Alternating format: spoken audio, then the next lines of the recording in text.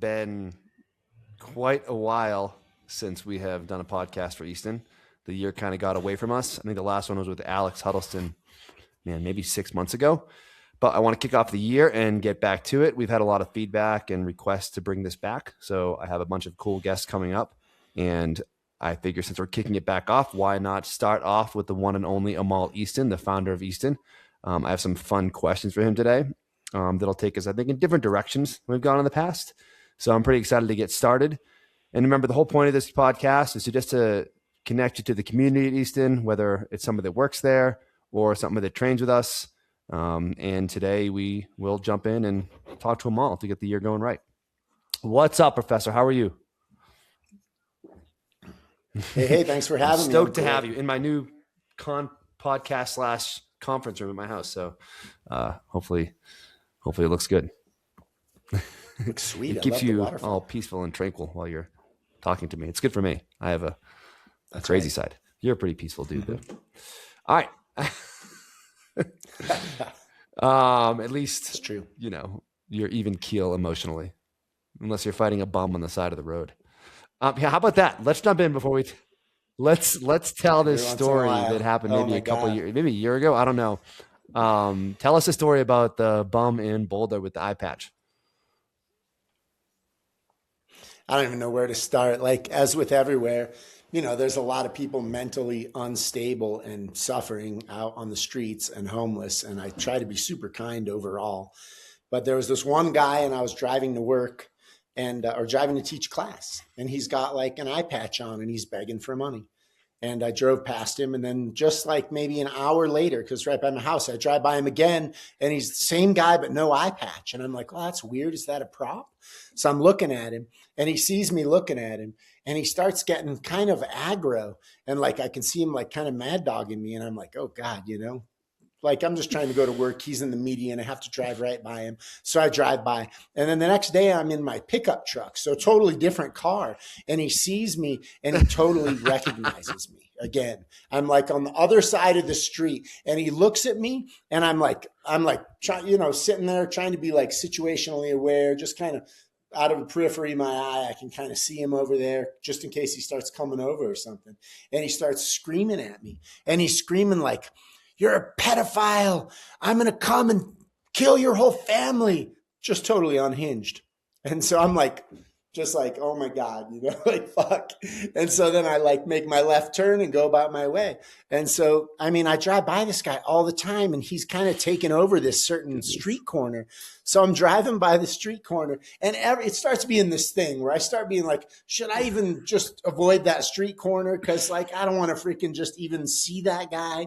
Like, and because he's always like, and I might get stopped at the light, and then I have to deal with him. So of course, finally, I'm like, you know what? Fuck that. Like, this is where I live. I'm not going to like alter my course of where I'm driving, totally minding my own business just because this unhinged homeless guy, like, that's so lame.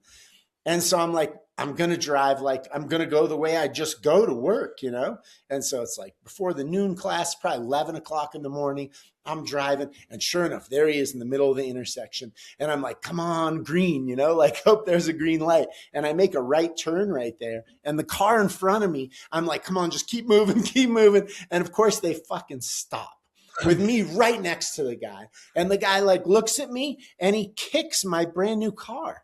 Like, just out of nowhere, he looks at me and he just goes wham, and he kicks my car. And I'm like, that's it. Like, I'd already decided, like, because I thought about it, because he'd been fucking with me so much. I was like, where's the line? What do you do? Like, I'm trying to avoid the intersection. Finally, I'm not going to avoid the intersection. And then I'm like, okay, no, I'm going to go my regular way. And then I was like, if he actually does something, I'm going to have to do something back, And so there I am. There's a car in front of me, so I can't go anywhere because she stops for the right turn. And he wham, kicks my car. And I just, like I said, I already made it in my mind. So I got out of my car right away, and he boom, like starts trying to punch me. And I like kind of maintain distance a little bit. And then, he's probably 10 years younger than me, looks reasonably fit. I don't think he had an eye patch on that day. Who knows, but I'm just like, whoa, like I'm always a little bit wary of those dudes because they're surviving on the streets. They always have knives on them. They could have knife or gun, or they're clear. Yeah, they're clearly not thinking straight. And like, I'm not like that, man. I train to fight every day, but I don't want to freaking die. Like, I want to live. I love my life. I have a wonderful life. The last thing I want to do is get in a fight with anyone. So I'm like, fuck, and he's trying to hit me. And so I start kicking him, and I'm keeping kind of distance with teeps and tie kicks. And it just like, I mean, I must have kicked his front leg like 10 times. But we're fighting in the median of one of the most busy intersections of Boulder.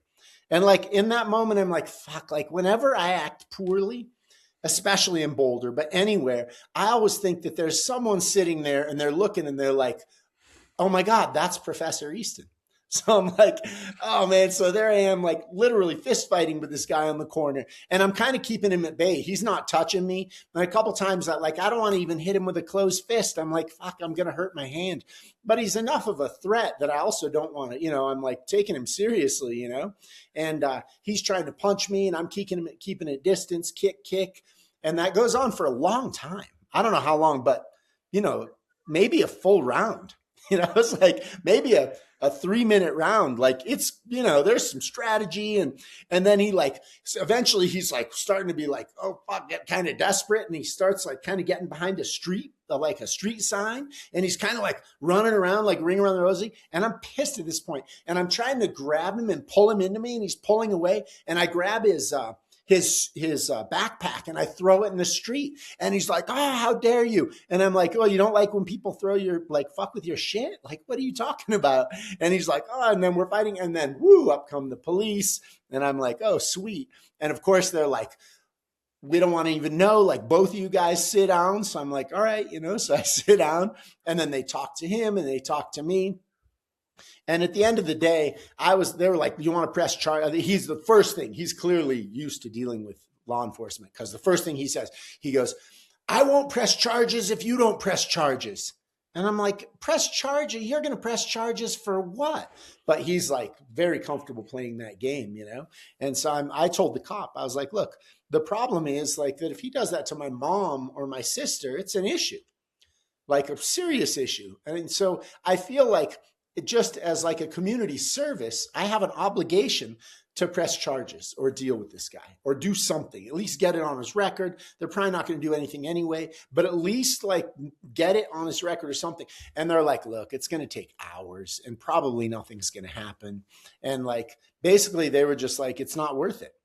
And so I was like, okay, well, that sucks, And so I get back in my car and I go to the academy and right away I get like a couple phone calls, like from one of the police officers first that trains with us. And he's like, Professor Easton, were you in an altercation? And I was like, yes, I was. I was like, did you hear from another student? Or he's like, oh no, they're talking about it at the police department. I'm like, oh my God. So that was it kind of, Then he was around for 1 or 2 more days since, right? He was gone. He came back the next year for a day or two. He's pretty recognizable. Randomly, one of our students, Bruce, who actually did the film, the film with me, likes to I don't know what to think about this that I'm about to say. He likes to interview and profile really strange humans. So he chose me. I don't know what to think, but I mean, like totally out there. So he did like a photo profile of this guy one day. And so I saw on his Instagram, like, holy shit, that's that fucking guy. And so I have like a good photo, professionally taken photo of the guy. I know just what he looks like. And he's pretty obvious. But no, he kind of left that street corner. And I felt better because at first I'm like, Jesus, look at me getting in a fight with homeless guys. And then the next day, like I showed some people the photo and the guy, a bunch of my friends who all live in the same area were like, oh, I fucking hate that guy. Like he always mad dogs me when I go by if I don't give him money. And I'm just like, oh my God, so Damn. Lame. And then to top it off, like 2 months later, and I never get in altercations. 2 months later, I'm in an airport with my son, and we're flying from Italy to Madrid to go watch Real Madrid, a football game. And we're in the airplane, and those seats barely scoot back. And I'm a reasonably large human being, and I'm on the side of if the seat leans back, you should be able to lean it back.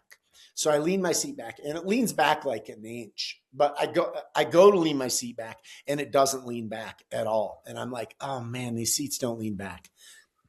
It's like a 3.5 hour flight. I'm like, this is gonna be a long flight. They're super packed in. I can barely have my knees. My knees are like to the side because they're smashed into the seat in front of me. And then all the seats start leaning back. I start seeing them, and I'm like, I'm not in an emergency exit row. What the hell? And so I try again, and I'm like, it's not working. And then I'm like, is this fucking guy behind me? And so I look between the seats, and there's some guy back there, and he's just like, straight faced, couple guys, couple like Russian looking dudes or something. And I'm like, well, that's weird. And then I'm like, whatever, I'm just going to freaking sit upright. And then I sit there for a couple minutes, and I'm like, no, man, screw that. Like, if this guy's stopping me from leaning my seat back, like, that's not okay. Like, screw that guy. Because again, what if it was my sister and my mom? Like, totally not cool. And it wasn't like he's some huge dude, like Big Alex, that can barely fit. If there was a reason, I'd be like, okay. So I look again, I'm like, hey, are you holding my seat back? And he's like, no. And then I'm like, okay, maybe I'm just freaking out, And then I'm like, no, this isn't right. And so I stand up and I turn around and I look over the seat. And sure enough, the guy's like with his knees like this, like boom, pushed into the back of my seat. So I can't lean my seat back. And I was pissed. I'm like, hey man, get your freaking feet off the back of my seat. And he looks at me and he's like, we're big. And I was like, I'm big too, man. I don't fucking care. He's not that big. I'm like, I don't fucking care. The seats lean back for a reason. You can lean yours back too. Get your feet off the back of my seat. And my voice is very raised. And he's like, bang, he hits for the hostess and the flight stewardess. And she comes up, and this poor girl, she's like 18, or maybe 20. She's like these young girl. And she's just like, like, how can I help you? And he's like, this guy's cursing at me. He's yelling at me. And I'm like, no, man, tell him to get his feet off the back of my seat. And she looks at him and she goes, could you please let him lean his seat back? And I'm like, and then he looks at me and he goes, I'll see you in Barcelona, or I'll see you in Madrid. And I'm like, that would be my greatest freaking pleasure. And I'm like, oh, I can't wait. Like, this is going to be wonderful. And then I sit down and I'm kind of fuming. And then I look, and my kid is 14 and he's got his seat forward. And I'm like, dude, you can lean your seat back. And he's like, no, it's okay. And I'm like, no, man, lean it back. Like, I'm going to make him lean it back. He's like, no, it's fine. And I was like, the problem, the good news and the bad news about fighting in an airport. And he's like, well, what? And I'm like, well, what do you think the good news is? And he's like, well, I don't know. I'm like, there's no guns, no knives. And then he's like, oh, interesting. And then I'm like, what do you think the bad news is? And he's like, well, I don't know. I'm like, you're going to jail for sure. You're not going to die, but you're going to jail. So I was like, so here's the deal. If anything happens, I need you to film it, because I'm not going to do anything that's going to put me in trouble but I'm probably going to jail if something happens. So I need you just stay aside and just film it. Cause I'm like all worked up the whole flight. And then we get off the flight, like the flight separates and they go to the back door and I go to the front. They exit both sides.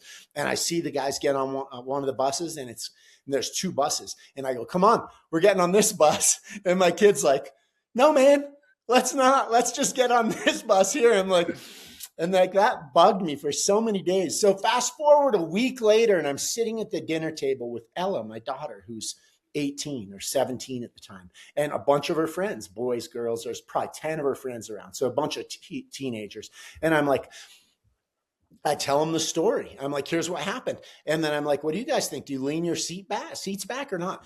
And almost every girl said, we don't lean our seats back because we don't want to intrude on the person's space behind us. And about 80% of the boys were like, we lean our seats back. And I just thought, like, that's so lame. And so I said to my daughter, I go, look, because she was like, oh my God, that must have been so embarrassing. And I'm like, what, that he wouldn't let me lean my seat back? She's like, no, that you said anything. And I was like, if I saw someone do that to you, it would be 10 times worse. I would be so upset. And she goes, please don't. And I was like, what do you mean, please don't? And she was like, just don't. You'd rather just have that guy disrespect you like that? And she goes, yes, I would. And I was like, until what point do you want me just to sit back and watch somebody abuse you? It got really awkward. The whole room was like, So that was it. I had an exciting year. I've been super chill since then. And dude, I'm 55. I don't need to be doing shit like Are we that. switching Like, places here? I'm gonna get like freaking. Yeah, it was bad. It was bad. I just tried it out for a couple of times, but yeah, good stories. But that is a wild. I'm sure everybody can relate to both of those stories and how they would have interacted. I know, like with the transients and the homeless, like I've definitely had altercations with them when I was younger in Boulder, and they always had knives, right? So like if they're gonna have a knife, you need to like get them down immediately, or you're sitting in a freaking knife fight and you don't have a knife. So it's like, yeah. Yeah, well, even if you do have a knife, unless they're a total fool, you're getting. But they get in trouble if they have a knife, and you don't. So there is that upside if they pull a knife. Yeah, I'm pretty good. Yeah, but if you get cut, you get cut. I could care less if they get in trouble. To me. My last when I was in college. I don't. Like I said, it's just the debt to society. Where if they if they don't get in trouble, they keep doing it, and they end up with somebody who's a total innocent victim. I mean, half the reason I started jiu-jitsu was like some of those reasons, right? Well, that was an amazing story, and I don't put my seat back, and I don't know why. I don't mind intruding. It's not that I don't know. I you know what it is? This isn't about me, but I have been arrested multiple times for confrontation that I didn't start, but I took too far. So I'm the one that got in trouble. And I am so petrified of everything that I have now and losing all of that. And when I was younger, I never worried about it. I was like, yeah, well, I go to jail, then I go to jail. Who doesn't affect anybody? And now I'm like, there's Easton and my family. And if I go to jail, it's like, it's horrible. I don't drink anymore, so I'm not as worried about it. But I still have those moments. Like 2 years ago, I think this is a good example of like my first time I've had some self-control, but then it snapped on me. I was skiing at Eldora with Leo, and he was like 3 years old, maybe 3 at the time. And we're skiing in a busy area, but he's between my legs. We're hanging out. It's a yellow, a green. And this woman and her daughter slammed into us from behind. And luckily I was strong enough, so I was able to pick Leo up as we're flying down the mountain with him in my hands, and I was able to save us. But she came in hot and took us out hard. And luckily she was a small woman with her daughter. And I was like very upset, but I looked at her, I was like, okay, I know there was an accident. We got to be more careful. I'm not going to lecture you. I didn't lecture her because I think she knew how bad she fucked up. But I was like, I want to go. I was pretty upset, but I calmed down. And then we're getting on the bus with Leo, Calvin, my other son, and Emily. And we're getting on the bus and we're in a line. And this guy walked up with his skis and just cut in front of us. And he swung around wicked hard to get on the bus with his skis and just decked my kid in the head with the skis. And there is a line of people and we're right at the bus. And I lost it. Because I was compounded from that woman just doing that. And only like 20 minutes had passed. Like I picked this guy up in the air onto the bus. I threw him on the stairs and I started screaming at him, like threatening his life. And he was like shaking. And the bus driver this is the craziest part. The bus driver just looks at me, doesn't say anything about the fight, doesn't say anything about taking it out. He's like, stop swearing. There's no swearing on this bus. I mean, I have this guy in his face, like running back to punch him, but I realized he was petrified. And the bus driver just kept telling me to stop swearing. I was like, all right, I'll stop swearing. And then we had to get on the bus together, and he sat in front of me. And I'm like fuming the whole time.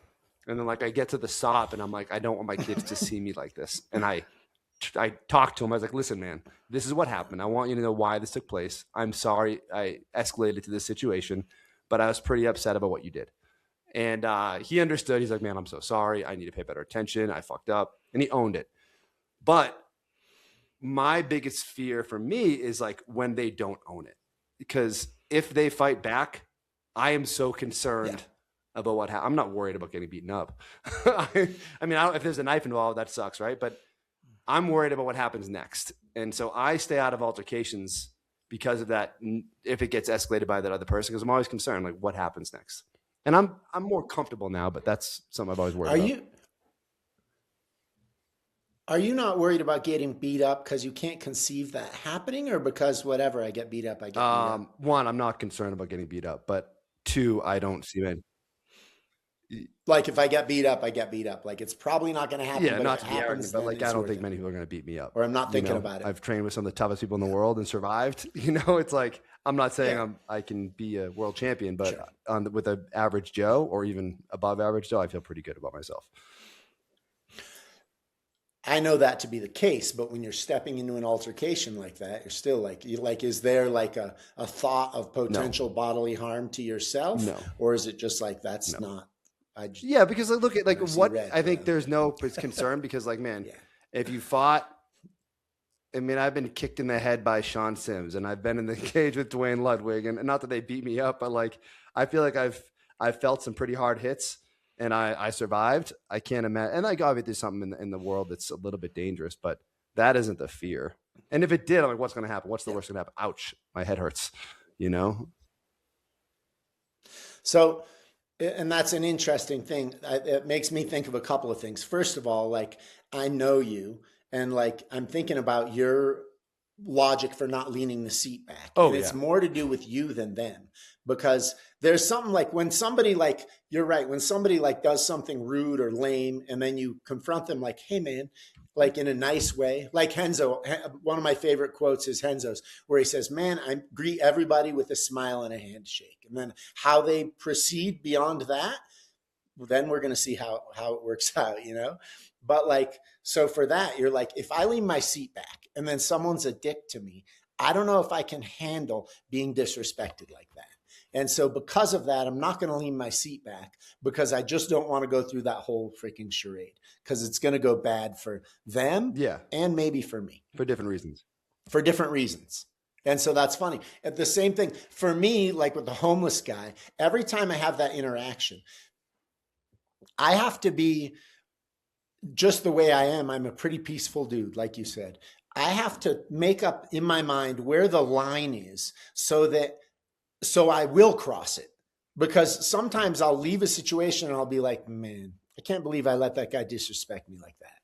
Like I feel bad, there's more scenarios where I'm like, fuck, like sure, from the outside, you're like, he has great self-control. And from the inside, I'm like, I'm a freaking coward because that dude just did that to me and I just let it go. So I got to a point where I was like, no, I have to draw a line.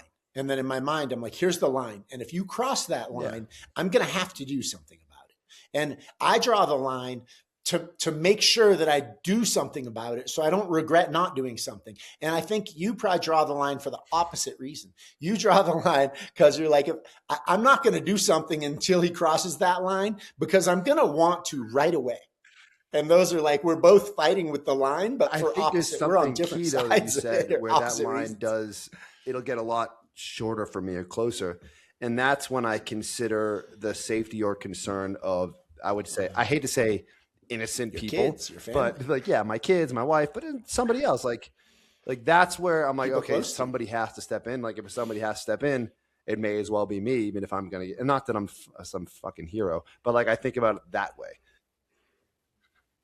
No, but you see something that's like a gross assault on Yeah. your morals or values or judgment. Like you see a guy That's an easy one, assaulting a right? woman, or God forbid, your own kid. The Yeah. easy is your own kid. Skiing, some dudes, thank God who ran into your kid was like a small lady and her daughter.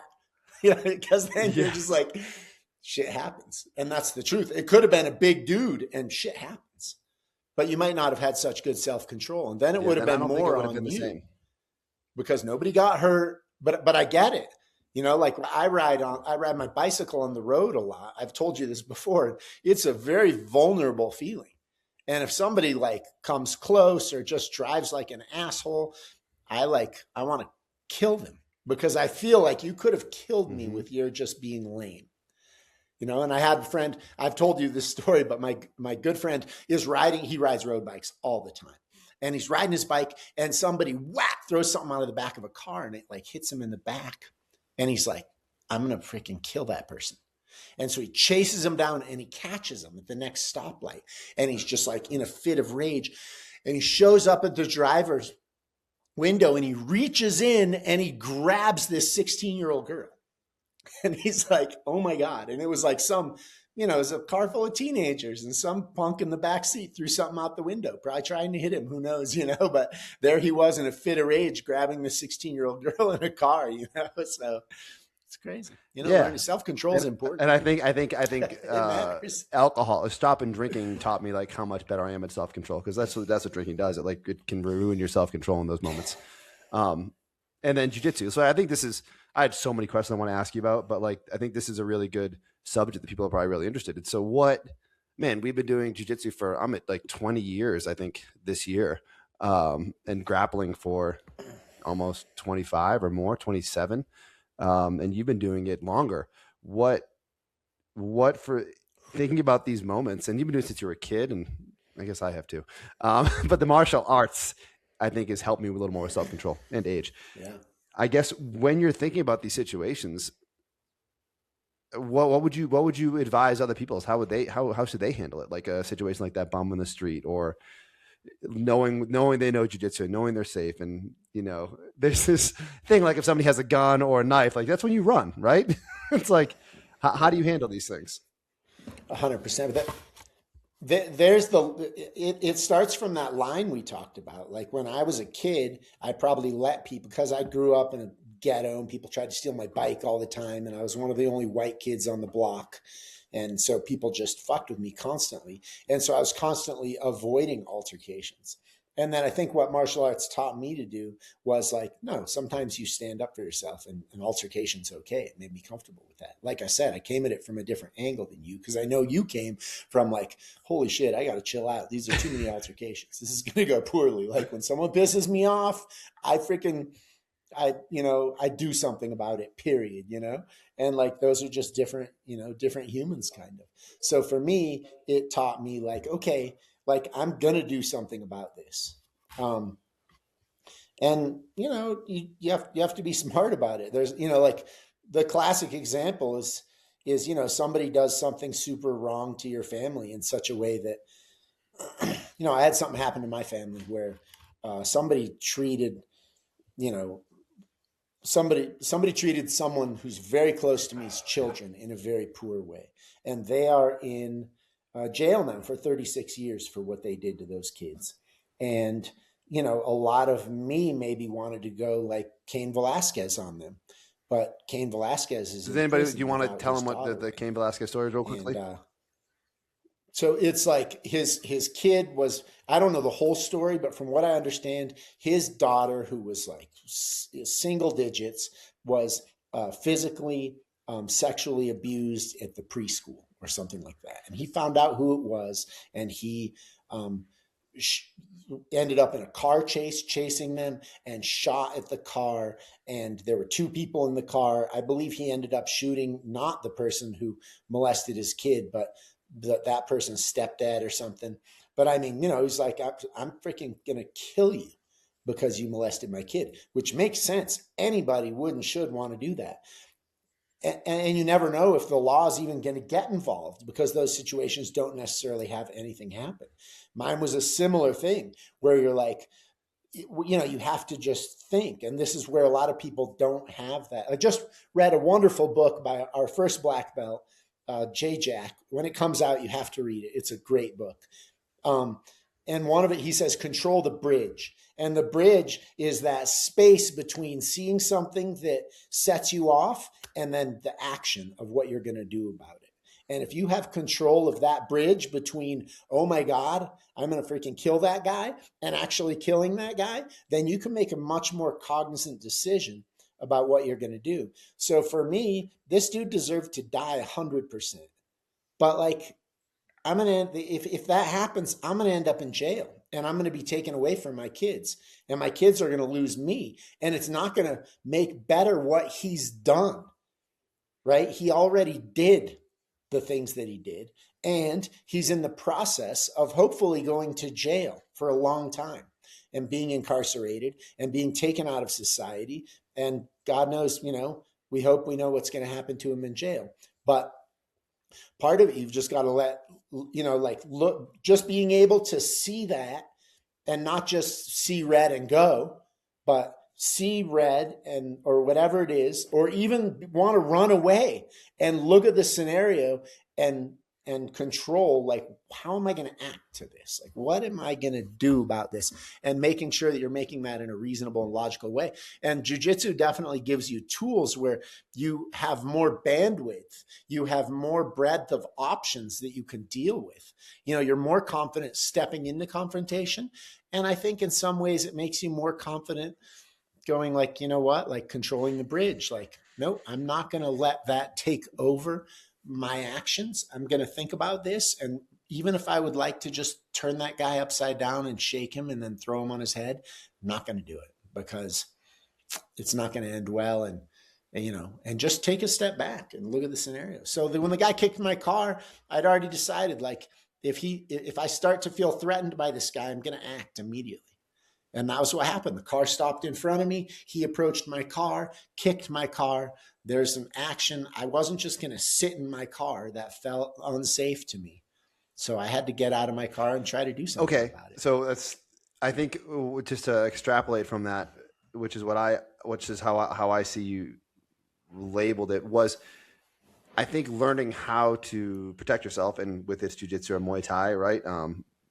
Like really learning how to fight, in my opinion, prevents you from fighting, because unless you're a maniac, right? But like, it gives you this confidence that removes some of the insecurity of, like, and not, at least for the younger generation, maybe not when they're old, is like, oh, I'm not going into this fight because I'm insecure to see if I can win, or I'm worried about winning, or my ego. It's like, oh, I know how to protect myself, so that isn't the concern.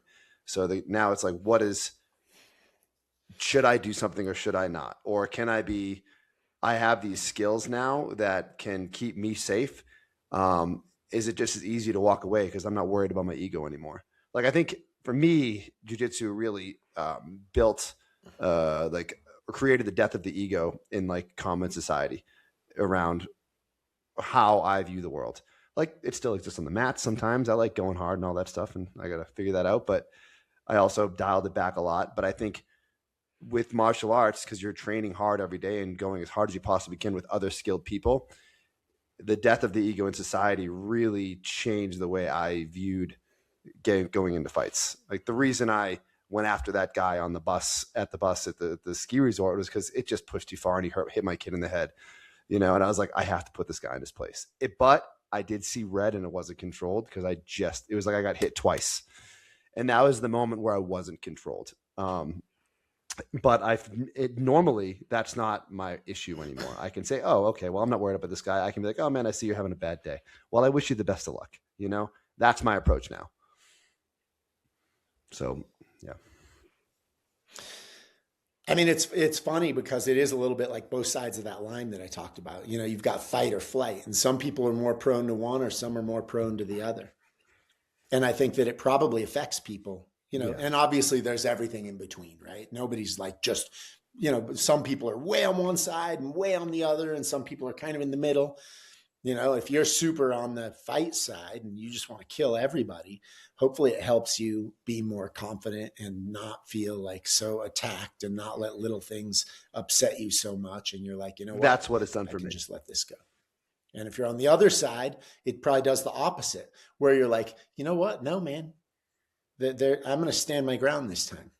Like, I really think it can affect both people. You know, it can have a great effect. That is a beautiful explanation. Like, the two differences that can go into this. And I know that, like you said, the spectrum exists, but I think that really clarifies. It took me a while to get to understand what you were saying. And it can build both sides. Depending on where your character traits are, it can push you this way or hold you back, or push you this way or hold you back. And I think, that's a beautiful thing. It helps you find balance in your life in so many ways. You know, I mean, right there. Like, if you're too far on one side or too far on the other, it gives you better range. And when you have range, then you can choose where you're going to stand. I want to ask kind of on this subject, and I'm used to telling me this. I think I started training with you when you were in your mid to late 30s. And I remember when you were 39 and we're I was like a freaking white belt. I don't even think you were in the office at the time, but I was in the office. At the time, you were like, holy shit, this guy's old. No, but I'll tell you what happened. Elliot was like 26 7 and I was like 25 and I was a white belt and I wasn't really teaching there yet or anything. I just was over there all the time. So I heard Elliot talking and he's like, man, I need to go train at Jackson's. I need more looks. And he's like, who's going to train me? Amal, he's freaking 40 years old, you know, like Jesus, he can't train me all the time. And I'm like, yeah, in my head, I remember thinking like, man, he is old. I'm 43 and I'm running comp training with a bunch of people in their 20s. And it's a blast, but I go hard, but I warm them up and then I go hard around. And I'm like, guys, I'm going to cheat, by the way. I'm going to take a couple rounds off and then I'm going to come back in and beat you up for a round when you're really tired, but I'm going to own that. Okay. And it works for me. But I have a thing on here that I think we've talked about a lot. And I think it's important that people hear this.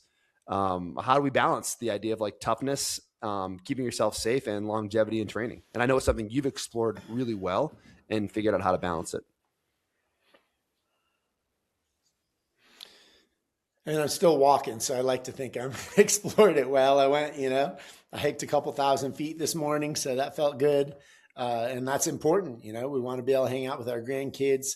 It makes me think of some, interesting characters that I've gotten to meet along the way. I got to spend a whole day with Master Helio Gracie up at his ranch when he was 90 something. And it was just me and him.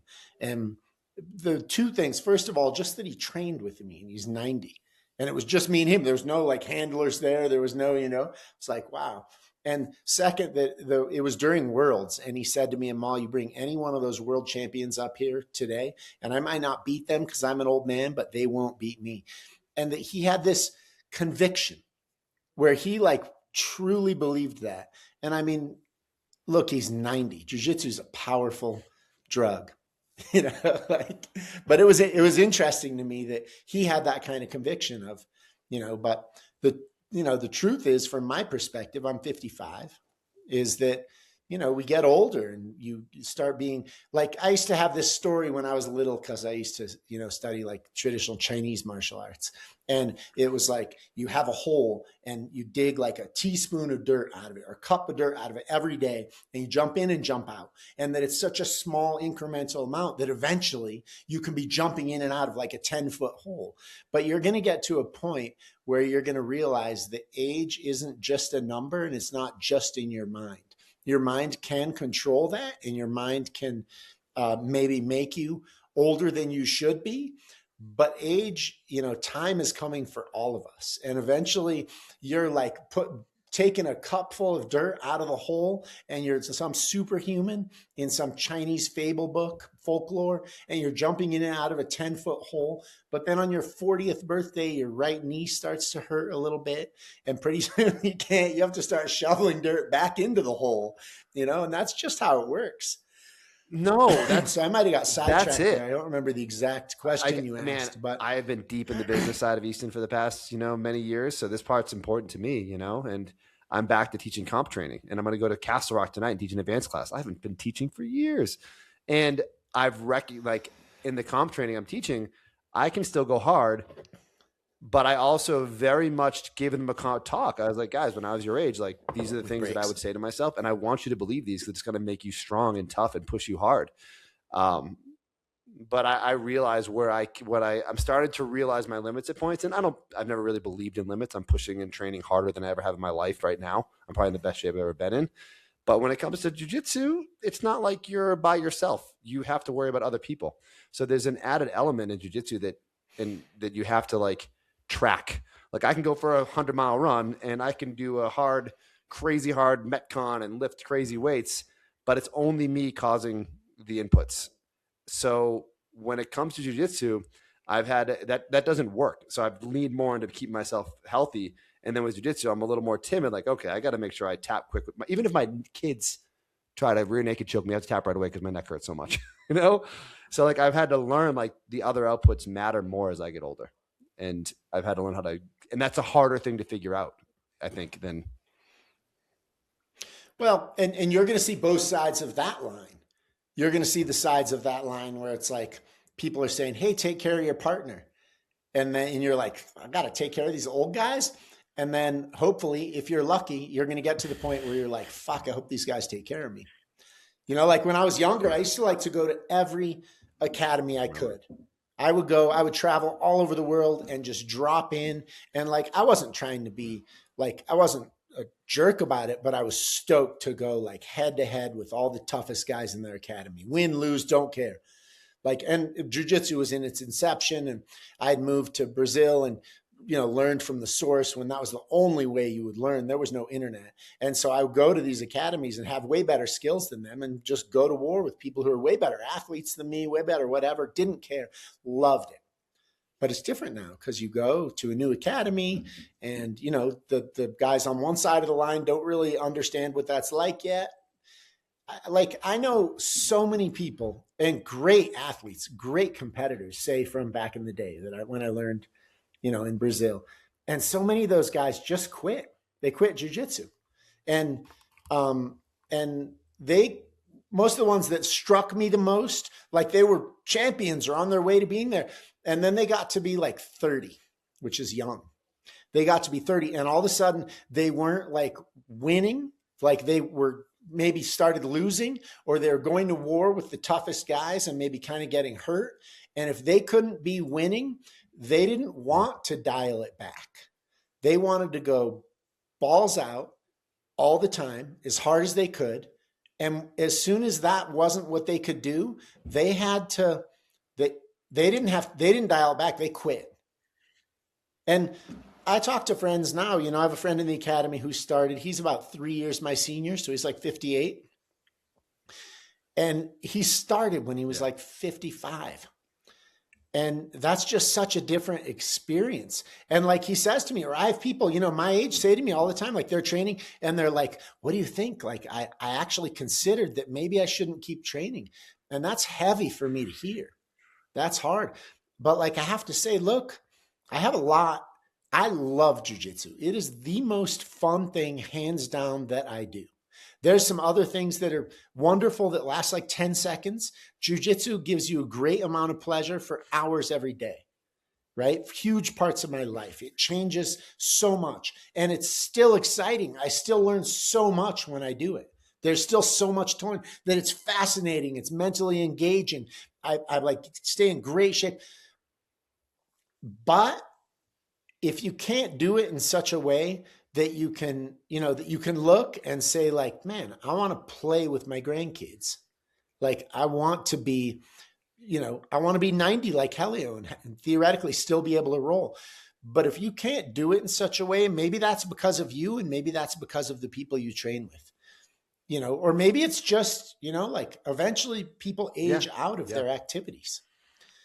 And so that's, it's the first time in my life when I hear people sometimes say, maybe I'm not sure if I should keep doing this. And it's hard for me to say for so many reasons. But I've actually said to people like, hey, I can't tell you what to do on that. But what I can say is if you feel like it's jeopardizing your health, that you should. That's a tough thing to say because that's not that's never really been your message, but Well, look, I don't play guitar. I don't do art. I don't, I like to read, but my physical being and abilities are like 90% of my pleasure. I really, really like, whether it's jujitsu or skiing or riding my motorcycle, everything I do is physical. So when that goes, and I'm like, that's something, to be thought of. Like when that goes, like I wouldn't be a very happy Hawkins. I'm not going to do very well as a quadriplegic. So like, yeah, but you're learning, are you still learning guitar? It's not as fun. It's not as fun as jiu-jitsu. And I like physical things. but when you can't do jiu-jitsu, it would be nice to be able to play guitar. But so in the academy, and that's interesting how that manifests in the academy. And stop me if I go on too much of a tangent. But just from my perspective, like it's hard not to bring your perspective. That's why curriculum is so important because, you're a guard player. You're always on bottom. Well, you're not teaching takedowns. You're not teaching top game. You're teaching what you're good at because that's what you're interested in. So curriculum at least forces you to have well-rounded students, which is important. But it also influences us in so many ways. If you're a 20-year-old competitor who's frothing at the mouth, you're going to be pushing your students hard, and you're going to be making them charge. And you're going to be like, okay, we're going to explore the limits of how hard you can push. And your students are going to have more of that aspect. And probably that's who you're going to attract more of. If you're, a 55-year-old who maybe isn't competing, people are always like, oh, I love that you're leading from the front. That's cool. It's awesome when you're competing and killing yourself. But you start to like, okay, guys, be careful, be careful with here. Like, I don't want to see anybody get jacked up from this heel hook, or, or like go to, flying scissor kicks, maybe like flying scissor takedowns, or sparring in Muay Thai all out, not just touching each other. Like, we're going to freaking go. I'm going to punch you in the head as hard as I can if I can. And I expect you to do the same to me. And that's great. It's fun to watch Sean Strickland spar.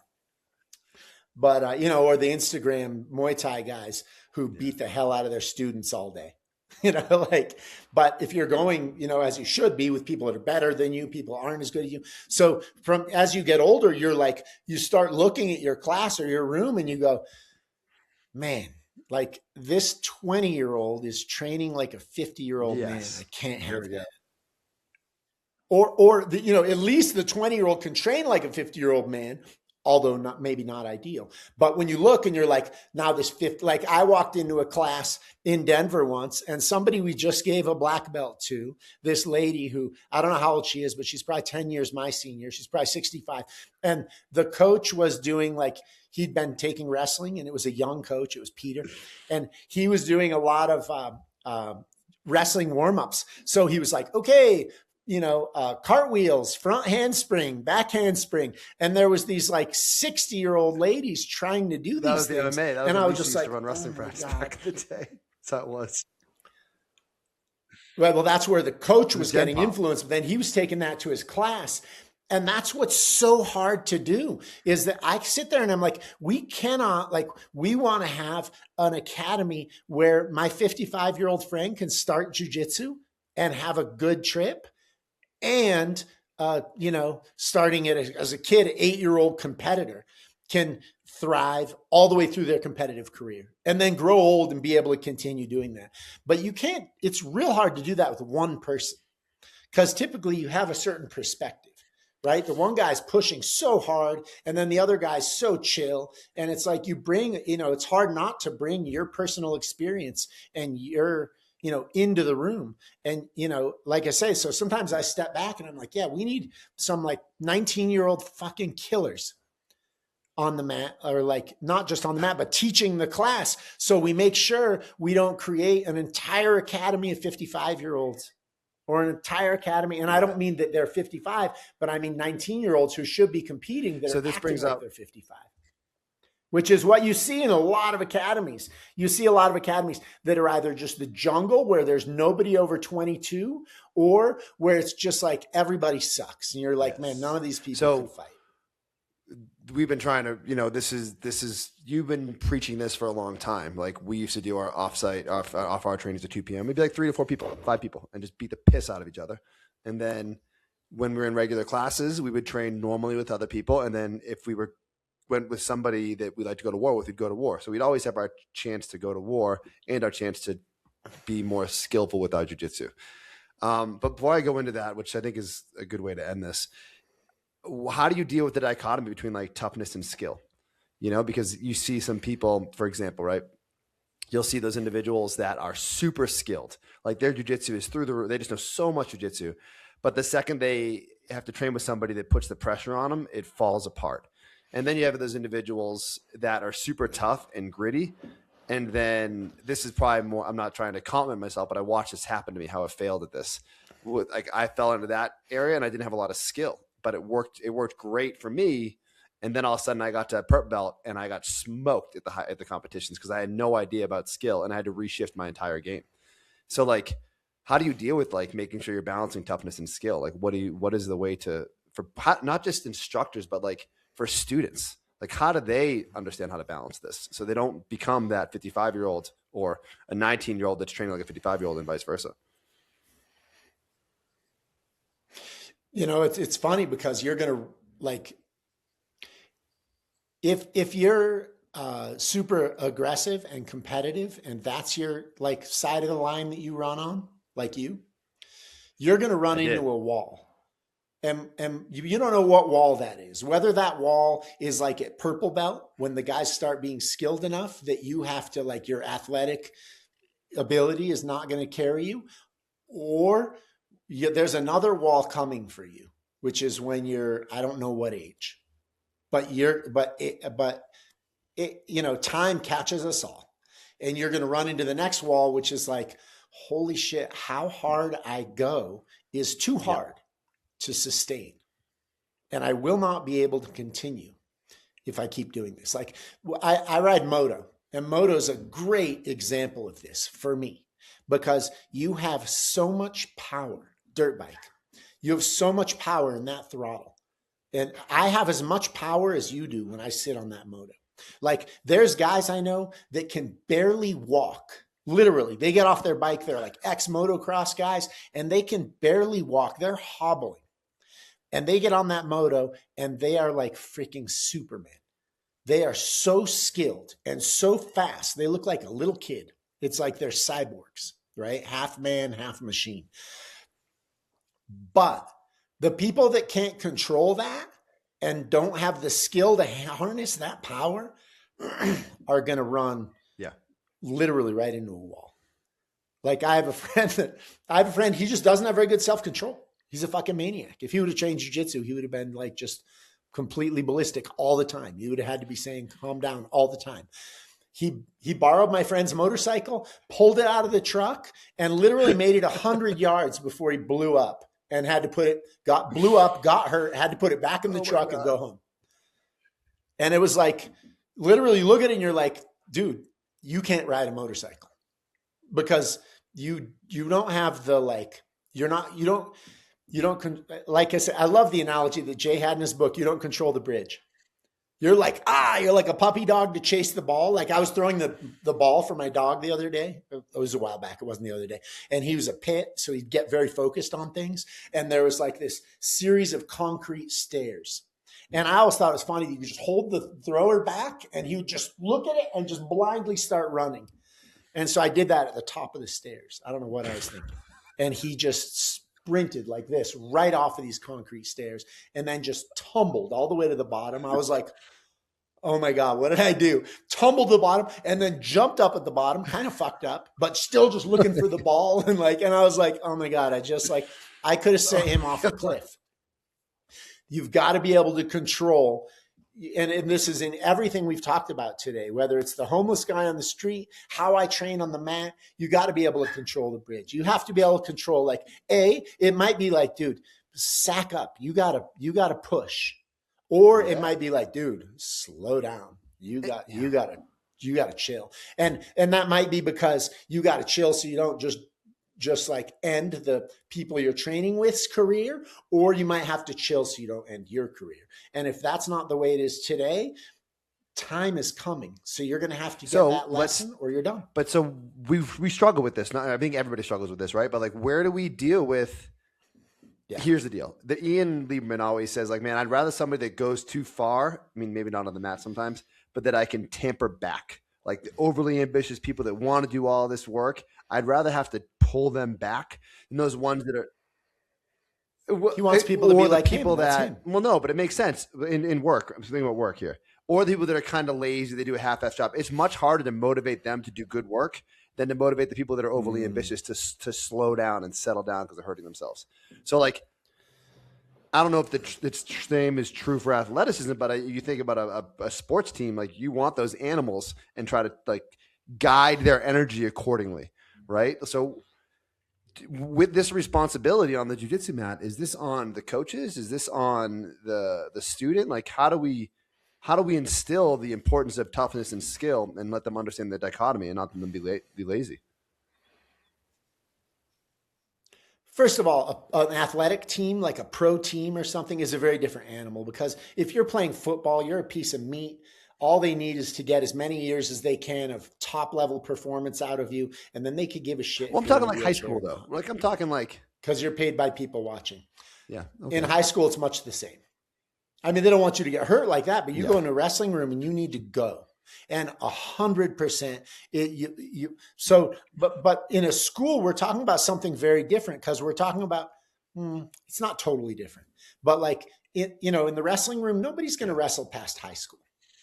And then the 5% of the people that wrestle past high school, none of them are going to wrestle past college. And then the 5% of those 5% might go on, but that's nobody.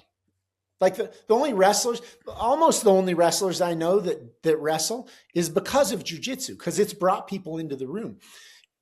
Because jujitsu is such a cool activity without having to be, which is a weird thing to say because it is competitive, even if you're not competitive. It's gamified. Because you do it with somebody all the time. I guess tennis is gamified. I guess tennis would be the same way in some way. You could be the most mellow tennis player in the world. So like, to say I'd rather have a student that I have to pull back, if you're talking about a competitive team, then yes. But the struggle that person's going to have if they're too far on that side of the fence is just whether they can have longevity in the game. Let's talk about physical competition. And let's talk about adults, right? Like once you get in your 30s, the Masters 1 and 2, right? Sure, there's still very competitive people, but like, how do you build the adult competitors in their 20s at a school like our size? Like we have a pretty good size school and a lot of older population, but a whole wide gamut. There's plenty of people in it. There's plenty of guys and girls in their 20s, mid 20s, low 20s, late 20s that could be very good, very competitive, and do well at the adult level. But again, that's probably only 5 people at each school, maybe 10. How do you make sure they're being nurtured? So we're making sure they're tough and doing what they need to do while existing in the regular population. Because this is what you taught me, James, Ian, and Brian. I love the question, and it even like I might think about it different today because of my place in the room than I did 10 years ago. And it's a hard one because at a certain point, like as the coach, you don't get to decide everything. You can try to influence people in a certain direction, but so you set up the environment and they're going to do them. Like you set up the environment and you do your best to try to set up, but like in a perfect world, people that are going to compete are going to compete or they're going to have a room where they can be of like-minded people and train in such a way that they're going to move in that direction. Specifically for competition, because competition, you've really got to push what your ability is, you've got to push a little harder. So in my mind, and this is what we've obviously tried to do in the academy, you have to set the competitive people aside for that type of training, because that room is going to look real different. Now, in a perfect world, those people would also be able to train with the general population because everybody's going to benefit from that. But only if those people can, have a gauge, a dial. Every school, every room has somebody in it that you're like, whew, I have to be very careful about who I put that person with. And that person's generally a very nice guy, and we like that guy. We'll call him Hal. And Hal comes to the school all the time, and Hal's really cool, and he loves training there, and he's the biggest fan of the academy. But most people don't like training with Hal. They freaking hate it. They're like, when I train with Hal, it's only good if he kicks the shit out of me, because otherwise we step it up. And either maybe a few people can beat Hal, and maybe Hal loves that. We don't know. But you're sitting there and you're like, ugh, who am I going to put with Hal? Because is Hal chasing away more students or bringing more students? Is everybody who trains with Hal wants to leave the academy. It's hard to have somebody that can't dial it back. And we've had black belt Hals that never figured it out, got old and had to quit early because they were like the guy I talked about early, that as soon as they can't win, because winning's what's fun, not jujitsu. How do you deal with that if you're the student that's dealing with Hal? Whew. I mean, you have to keep your look. If you're the student, if you're better than him and you like competing, also you beat the shit out of him. That's going to be that's going to be a small percentage.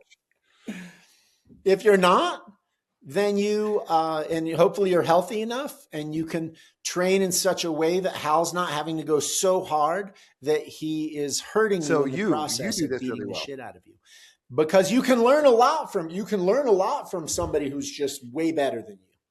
You know, we'll learn how they do it. But sometimes somebody's just so much more athletically able, they're just better in like a lot of different ways than you. And it's like overwhelming or more than, you know. So how do you deal with, in a perfect world, maybe you can roll with them and keep yourself safe. If you can't keep yourself safe, you know, because that's the most important thing, unless you're chasing gold medals, is to keep yourself safe so that you can continue to So this what you used awesome to do, journey. Right. And if you can't keep yeah, yourself so safe, like you avoid how. you're better than them. I think it's a really great response, right? But if they're like here, I think about some things that you used to do with people, and it's not because they were better than you, but you were just like, I don't fucking feel like dealing with this. You would go in a position that would be boring, and you would just sit there, and then the person would be like it was, whether it was the bottom mount or turtle or something, and they'd spaz forever, and they'd be like, "What's going on?" Freak out. And you'd say something. I forget the stuff you would say. You'd be like, "Man, I'm just letting you get it all out of you. You know, if you want to train, let me know," or something like that. And the person, I remember, I was like a 3-stripe white belt when you did it to me, and I was like, I remember that moment, like self-awareness. I was like, "Oh my god," and it stayed with me. And I was like, "Oh, I gotta make a change." Good times. Do you think there's an effective tactic like that others can do that aren't the founder of the company that could help them also teach the other person? Look, you can try to direct the training and get smaller pieces of the pie. You can go, let's do specific training, just escape mount.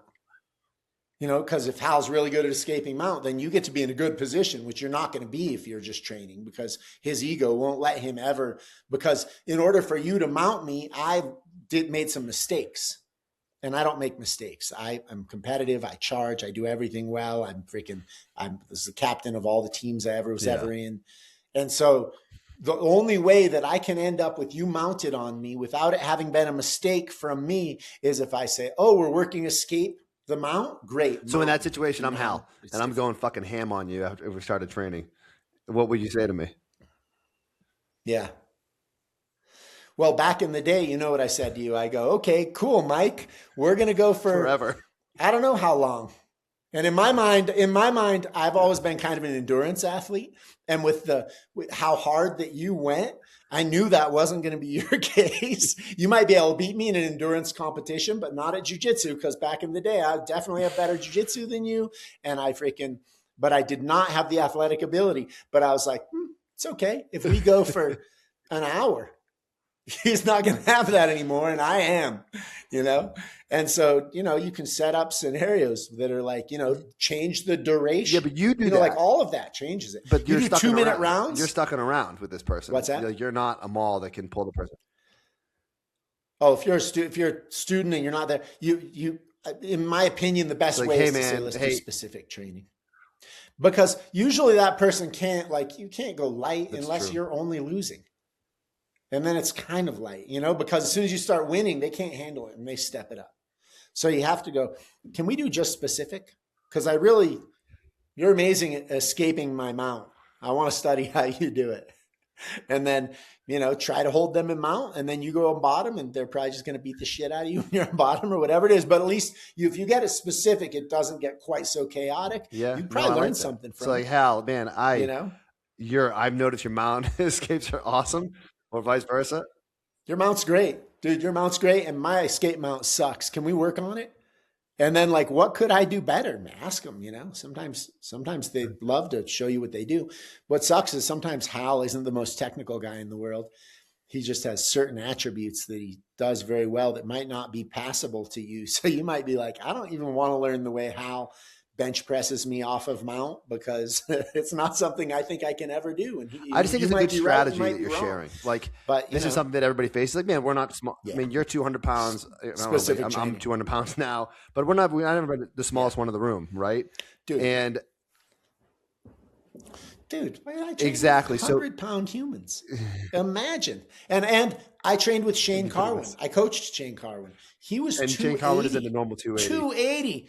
That's only 30% heavier than me. So when I go with a 100-pound person, I'm 100% heavier. That's way more. And let me tell you something. When you roll with Shane Carwin, you go, so that's my point. fuck. So there's individuals that don't feel quite as Different empowered animal. and that don't have the size, right? Like how like the tool and Specific. strategy for them is like what you said. Like, hey, in this moment, if you're dealing with Hal, like, hey, just instead of being condescending or cutting them short or making them feel less than, you know, because maybe Hal's a blue belt that doesn't understand, and you're a black belt, and this young blue belt's like trying to kill you. You're like, ugh. Tar. It's like, hey, Different. Johnny, you're crushing this. Different. I want to work on this escape right now. So let's train this. So I think it's a really cool strategic way. I mean, flow roll No, would the be blue belt awesome, doesn't but either. Hal doesn't know how to flow roll. So like what? Flow roll is an amazing tool, but like, those aren't the people that are they don't know what difficult flow to roll work means. with. Cool. Yeah, so it's specific training. And you can go into That's what I was going to say. training with a Start with a compliment. Like, hey, man, you're a fucking psycho, Yeah. and I hate Start you. with a Let's compliment. train this. Dude. Yeah.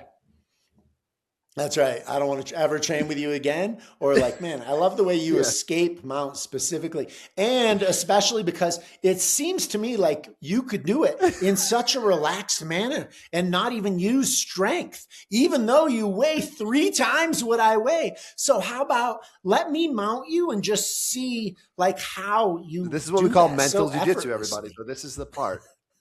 And then study it. And then you got to study. You're trying to learn something. You're not just placating them. You're just trying to set it up in a way that's going to be safe for you, and that's going to and that you're going to learn something. I want everybody to take note of that piece of advice. I think it's really important because I come up with this a lot. Like, how do you deal with it without being a dick? But that takes a lot of ego to be like, fuck, I got to set something up for Hal. But what strategy? Fuck me like, up today. Good jujitsu strategy. Like, man, if I'm hurt. doing something better strategy. than me and bigger than me, I'm like, okay, I can win this fight if I play very strategically. You know, and it's the same thing mentally. What is the strategic approach to deal with this individual, not just trying to be a battering ram? I mean, I like to think of myself as a reasonably self-aware human. And as I say that, I think of the autobiography that I've been wanting to write, which is The Greatest Driver in the World, an autobiography, which is kind of a joke because everyone thinks they're the greatest driver in the world. So The Most Self-Aware Person in the World, an autobiography by Amal Easton. I learn a lot when I train with somebody that's half my size, 100 pounds, and I have them mount me. And I try to train as if I try to use no strength. And the truth is, if they have any clue, they should crush me because they can move so much better than me if I'm truly not using strength. Because you cannot move as well as somebody 100 pounds lighter than you. Of course, if they don't know what they're doing, they don't know what they're doing. I get smoked by Tira in Longmont. I'll train with her, and I'll train hard, but I pull back on strength, and I can't keep up with her technique. I just can't keep up. Yeah. I'm like, why are you? You shouldn't be able to. Yeah. And it's annoying because I'm doing it on purpose, and I'm like, she keeps tapping me. Mm-hmm. Yeah. But you can learn a lot. And then as the practitioner, then you can train with all sorts of different people, and you don't have to be like, ugh, white belt. You're like, no, white belt is going to, I'm going to let them just work in positions and then work my way out and then work my way out. Maybe I'm flow rolling and they don't even know it. They're going as hard as they can, but I'm flow rolling. But that means I'm giving them successes. That means I'm losing. Maybe not all the battles, but some. Otherwise, jiu-jitsu goes better, better, better, better, submit. Better, better, better, better, submit. And that's not great for everybody. And if you're, 20% or more heavier than that person, or younger or better looking or whatever it is, that might not be a great, it's going to be a different dynamic. So it makes it more fun, not just for them, but for you. And not everybody will understand that. Some people never will. Spoken from the most self-aware guy in the world, an autobiography. In the world. Amazing, man. All right. Well, that is time. Any other words of wisdom you have to share with us before we depart?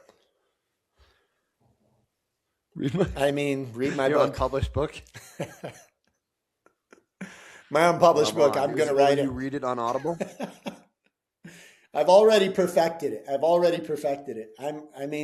My voice is pretty amazing. I'm amazing. Everybody's amazing. You're amazing. Awesome.